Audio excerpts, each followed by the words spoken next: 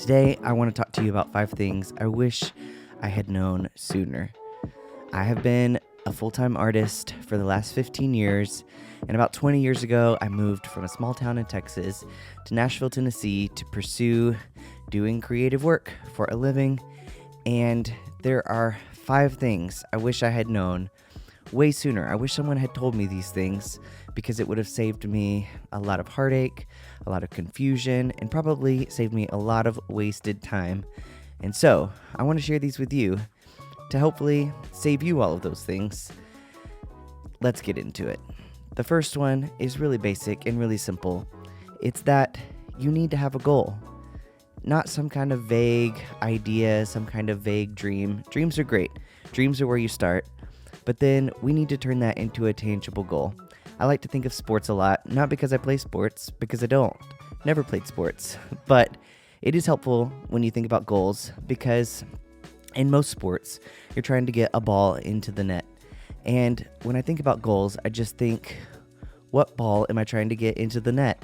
It doesn't have to be some big, huge achievement, but what is your goal today? What is some small thing that you can be working on that will help you move along in your career and in the things that you want to accomplish? It's really helpful to have a goal. And again, I've just found that a lot of artists, a lot of creatives really struggle with this. They really struggle to have a very clear goal, a very clear objective that they are trying to accomplish at any given moment, other than just some kind of vague idea of what they hope will happen someday. So I encourage you, take some time to think about it, have a goal. What are you trying to accomplish right now? The second thing that I kind of touched on in yesterday's video is that goal really shouldn't be fame, attention, likes, comments, because the thing is, you can't control any of that stuff. We can't control as creatives how people respond and react to the work that we put out into the world. We never will be able to control that. What we can control is what we can create and what we do and our habits and our systems and our output. And so I encourage you not to make fame the goal, because you want to make sure that you're making it something that you can work on, something that you can accomplish.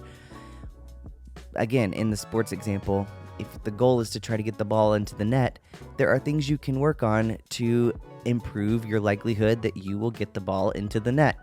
And those are the types of things that we need to be working on. We need to be thinking through. So maybe that's practicing, maybe that's working on your social media, maybe that's working on posting a video once a day for 30 days like I'm doing. By the way, this is video number 8 and things are going good so far. The third thing I wish someone had told me is to please stop playing the lottery with your life. What do I mean by that? I just mean stop waiting around for someone to pick you and to make your life happen as if some fairy godmother is going to pop out of the sky and make all of your creative dreams come true. Treat your creative work like work. Put yourself out there. Build a portfolio. Find ways to serve people with your creative work. Just go and do things. Find things that you can do and you can accomplish. Again, it's just not wise to put all your eggs in a basket that you can't control. And you can't control whether or not some magical person is going to be able to find you and give you your creative life that you've always dreamed about.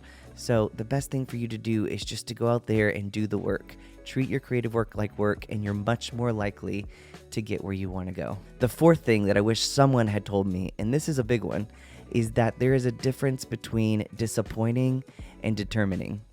Here's the thing. You might not get the part. You might not get the publisher to publish your book. You might not get your song on the radio.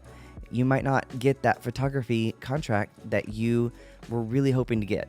And you know what? That's really disappointing, and you should feel it, because that's sad and that's hard. But the thing is that this doesn't mean that you're not a good artist, you're not a good songwriter, you're not great at writing books. It doesn't mean that you're not a great photographer.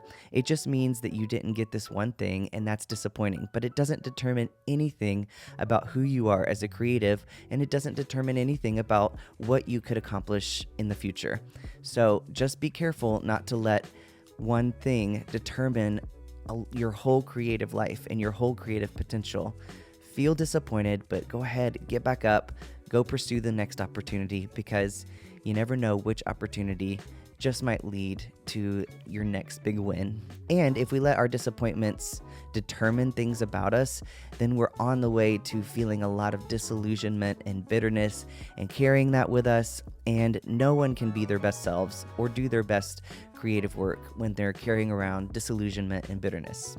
The fifth and final thing I wish someone had told me is that there are more opportunities out there in the world than you even realize.